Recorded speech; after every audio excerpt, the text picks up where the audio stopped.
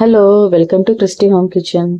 వేడి అన్నంలోకి మసూర్ పప్పుని ఆలుగడ్డతో ఇలా చేసుకొని తినండి. చాలా చాలా రుచిగా ఉంటుంది. ఎప్పుడు ఇంక ఇలాగే చేసుకుంటామంటారు. ఈరోజు సింపుల్గా టేస్టీగా మసూర్ ఆలుగడ్డ పప్పు ఎలా చేయాలో చూద్దాం. రండి ప్రిపరేషన్లోకి వెళ్ళిపోదాం.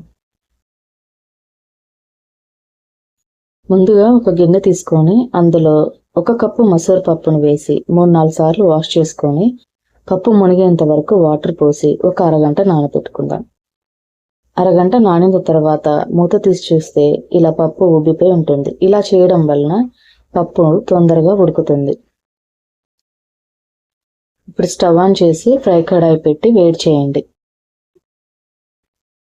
ఇప్పుడు కడాయి వేడైందో లేదో చెక్ చేసుకుందామండి. వాటర్ని ఇలా స్ప్రింకిల్ చేసినప్పుడు వాటర్ బబుల్స్ అనేవి ఇలా పరిగెడుతూ ఉంటాయి.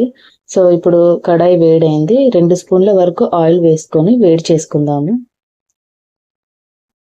ఆయిల్ వేడైన తర్వాత 1 స్పూన్ ఆవాలు, 1 స్పూన్ జీలకర్ర వేసి ఫ్రై చేసుకుందాము. ఇప్పుడు 2 పచ్చిమిర్చిని ఇలా చిన్న ముక్కలుగా కట్ చేసి వేసుకుంటున్నాను.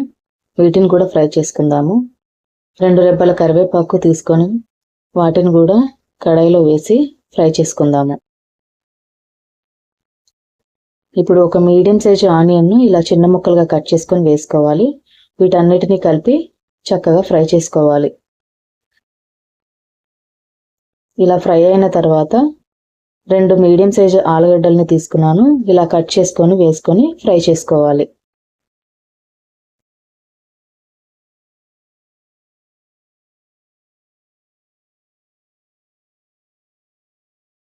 ఇప్పుడు ఒక 1/2 స్పూన్ పసుపు వేసుకొని ఫ్రై చేసుకుందాము.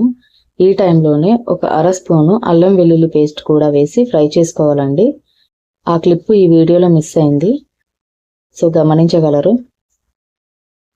సో ఇలా ఫ్రై చేసుకున్న తర్వాత 2 మీడియం సైజ్ టమాటోలని ఇలా ముక్కలుగా కట్ చేసి వేసి అన్నీ కలుపుకొని ఫ్రై చేసుకుందాము.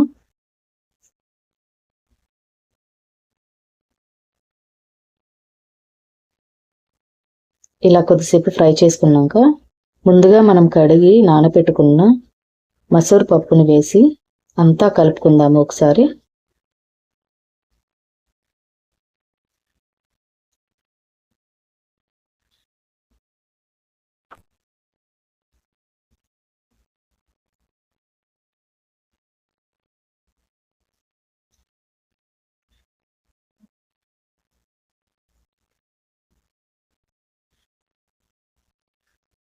ఇలా అంతా కలుపుకున్న తర్వాత మూత పెట్టి ఒక 2 నిమిషాలు వేగనిద్దాము.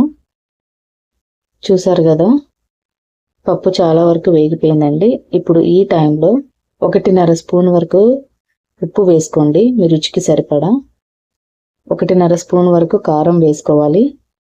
అలాగే 1 స్పూను ధనియా జీలకర్ర పొడి ఇలా పౌడర్లా చేసి వేసుకోవాలి. ఇవన్నీ బాగా మిక్స్ చేసుకోవాలి.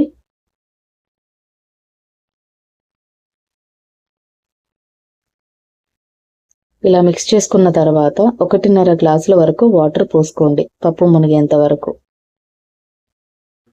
ఇప్పుడు బాగా కలుపుకొని మూత పెట్టి ఒక 5 నిమిషాలు లో ఫ్లేమ్లో ఉడకనిద్దాం.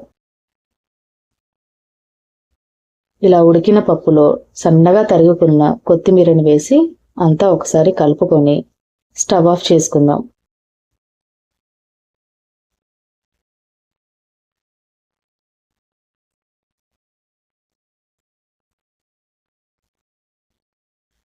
అంతే అండి, ఎంతో టేస్టీగా ఉండే మసూర్ పప్పు ఆలుగడ్డతో ఇలా ట్రై చేయండి. చాలా చాలా టేస్టీగా ఉంటుంది. ఇంకా ఎప్పుడు మసూర్ పప్పు ఇలాగే చేసుకుందాం అనుకుంటారు. ఈ యొక్క రెసిపీ మీకు నచ్చితే ఈ వీడియోని లైక్ చేయండి, షేర్ చేయండి. మరిన్ని మంచి రెసిపీస్ కోసం క్రిస్టీ హోమ్ కిచెన్ని సబ్స్క్రైబ్ చేసుకోండి. Thank you for watching.